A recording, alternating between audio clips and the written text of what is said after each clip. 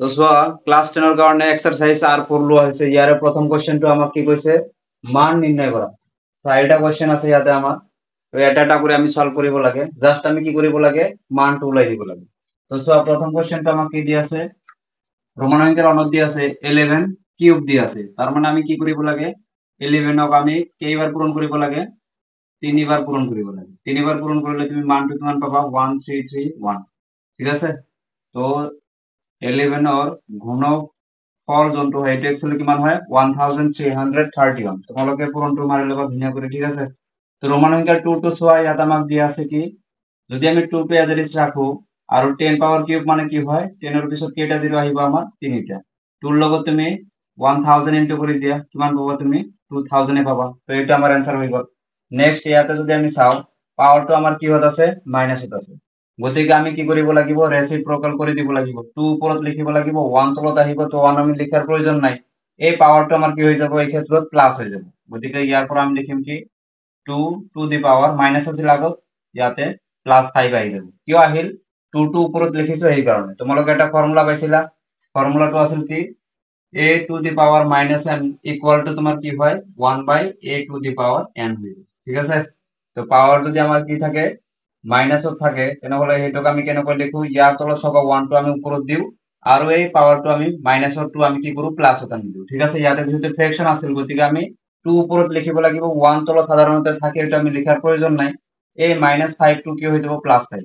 তো 2 আমি কেইবাৰ পূৰণ কৰিব লাগিব, 5 টাইমছ পূৰণ কৰিব লাগিব। ঠিক আছে। তো ইয়াতে মই দেখাই আছো, 2 ইনটু 2 ইনটু 2 2 2 1 2 3 4 5। এতিয়া তুমি ইনটু কৰি দিয়া, 2 টু যা 4, 4 টু যা 8, 8 টু যা 16, 16 টু যা তোমাৰ কিমান হ'ব, 32। তো হিসাব কৰি চাবা ধুনীয়া কৰি। ঠিক আছে। নেক্সট কোৱেশ্চনটো চোৱা, ইয়াতো আমাক কি দি আছে চোৱা, ব্ৰেকেটৰ ভিতৰত তো -4 আছে, ওপৰত পাৱাৰটো আকৌ কিহত দি আছে, মাইনাসত দি আছে। দ্যাট মিন্স আমি কি কৰিব লাগিব, -4 ৰ তলত মনে মনে কিমান আছে, 1, এই 1 টো আমি ওপৰত লিখিব লাগিব। যদি আমি 1 টো ওপৰত লিখি দিও, তেনেহলে -4 তলত আহি যাব, আৰু ওপৰৰ যোনটো -2 আছিল এইটো তোমাৰ কি হৈ যাব, +2 হৈ যাব, মানে স্কয়াৰটো প্লাসত আহি যাব। এইটো ফৰ্মুলাত আমি গলো। এতিয়া চোৱা, ইয়াৰ পৰা আমি কি লিখিব পাৰো, স্কয়াৰ কৰি দিলে হৈ গল। তো 1 স্কয়াৰ মানে কিমান হ'ব, 1 হ'ব। আকৌ -4 স্কয়াৰ কৰিলে তুমি কি পাবা, প্লাস হৈ যাব না, -4 ইনটু -4 মানে কি হ'ব, মাইনাস মাইনাস প্লাস, 4 ইনটু 4 কৰিলে তুমি কিমান পাবা, 16। তো এনসাৰ আমাৰ এইটো আহিব। নিশ্চয় ধৰিব পাৰিছা, একদম ইজি কোৱেশ্চন আছিল। স্ক্ৰীনশ্বটটো মাৰি ল'বা আৰু প্ৰেক্টিচ কৰি থাকিবা। 2 নম্বৰ কোৱেশ্চনটো মই ওপৰত লিখি লৈছো। তো এটা এটা কৰি মই বুজাই দি আছো। ইয়াতে আমাক কি কৈছিল, কোৱেশ্চনটো আমাক কৈছে, তলৰ প্ৰতিটো সংখ্যাক সিহঁতৰ মৌলিক উৎপাদকৰ ঘাতৰ পূৰণ ৰূপে প্ৰকাশ কৰা। তাৰমানে এইবিলাকক আমি উৎপাদক বিশ্লেষণ কৰিব লাগিব, আৰু লাষ্টত আমি সেইবিলাক কি কৰিব লাগিব, যোনবিলাক উৎপাদক আমি পাম সেইবিলাক আমি ঘাত হিচাপে পূৰণ ৰূপে আমি লিখি দেখাব লাগে। ঠিক আছে। তো চোৱা, মই এইটো কৰি আছো। তো উৎপাদক বিশ্লেষণ কৰাৰ কাৰণে আমি হৰণ কৰিব লাগিব। কিমান দি হৰণ কৰিবা, তুমি এটা কাম কৰা, কি একক স্থানত যিটো অযুগ্ম সংখ্যা আছে, তো এইটো সংখ্যা কিমানেৰে ডিভিজিবল হবে, এটা আমি ফাইন্ড আউট কৰাৰ কাৰণে আমি কি কৰিম, এই নম্বৰ বিলাক আমি ডিজিট যোন কেইটা আছে এইকেইটা আমি প্লাস কৰিম। যেনেকুৱা 7 + 2 কৰিলে তুমি কিমান পাবা, 9, 9 আৰু 9 প্লাস কৰিলে 18 হ'ব। আৰু 18 সংখ্যাটো কি হয়, 3 ৰে ডিভিজিবল হয়, গতিকে 3 দি তুমি ডিভাইড কৰিব পাৰিবা। তো 3 7 ৰ ভিতৰত কেইবাৰ যাব, 2 বাৰ যাব, হয়নে। আকৌ 3 ৰে তুমি কি কৰা, এক বেছি থাকিব, ইফালে আনিলা, 12 হৈ গ'ল। তো 3 12 ৰ ভিতৰত কেইবাৰ যাব, 4 বাৰ। আকৌ 9 ৰ ভিতৰত যাব কেইবাৰ যাব, 3 বাৰ। আকৌ 3 3 ৰ ভিতৰত যাব একবাৰ। এতিয়া চোৱা, তুমি যি কেইটা মান পাইছা এইফালে, এইকেইটা তুমি কি কৰা, ইয়াতে পূৰণ হিচাপত লিখি দিয়া, 1 2 3 4 5 6। 6 টাইম তোমাৰ কি আহিছে, 3 আহিছে, গতিকে তুমি ইয়াতে পূৰণ হিচাপত লিখি 1 6। এতিয়া তুমি এইটোক লিখিবা কেনেকৈ, 3 কেইটা আছে, 6 টা আছে, গতিকে তুমি কি কৰা, 3 এটা লিখা আৰু পাৱাৰটো লিখি দিয়া। তো 3 টু দি পাৱাৰ হ'ব কি, 6। ঠিক আছে।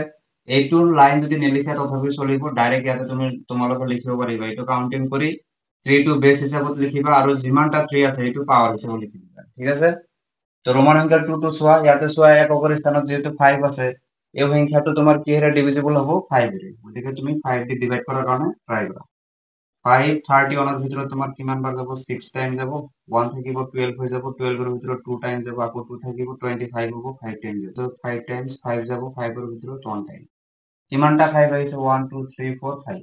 তুমি পূৰণ হিচাপত এবাৰ লিখি দিয়া 5 এতিয়া তুমি কি কৰা এইটো পাৱাৰ হিচাপত লিখি দিয়া বেস টু 5 লবা আৰু পাৱাৰ হিচাপত কিমান লিখিব লাগিব আমি 5 টু দি পাৱাৰ 5 হ'ব স্ক্ৰিনশ্বট মাৰি লবা ৰোমান সংখ্যা 3 আৰু 4 টো মই কৰি আছো তো চোৱা কোশ্চেন নম্বৰ 2 ৰোমান সংখ্যা 3 টো আছে এককৰ স্থানত কিমান আছে 0 এই সংখ্যাটো কিহেৰে ডিভিজিবল হ'ব তোমালোকে জানা 5 দি কৰিব পাৰা 2 ৰে কৰিব পাৰা মই 5 দি কৰাৰ কাৰণে ট্ৰাই কৰিম কাৰণ সংখ্যাটো অলপ ডাঙৰ আছে হয় না এই কাৰণে মই 5 দি স্টাৰ্ট কৰিম 3 6 0 0 5 দি যদি মই ট্ৰাই কৰো 5 কিমান বাৰ যাব প্ৰথম অৱস্থাত 7 টাইম যাব 35 পাবা 1 ইফালে আনা 10 হৈ যাব আকৌ তোমাৰ 2 টাইম যাব ইয়াতে তোমাৰ 0 আহিব এগেইন চোৱা 5 এৰে যাব 2 যাব 4 বাৰ আকৌ চোৱা 2 যাব 2 বাৰ আকৌ 2 বাৰ এতিয়া চোৱা হৰণ কৰাৰ পিছত যিকেইটা মান পাইছা পূৰণ হিচাপত লিখি দিয়া 5 তোমাৰ 2 বাৰ আহিছে তো 5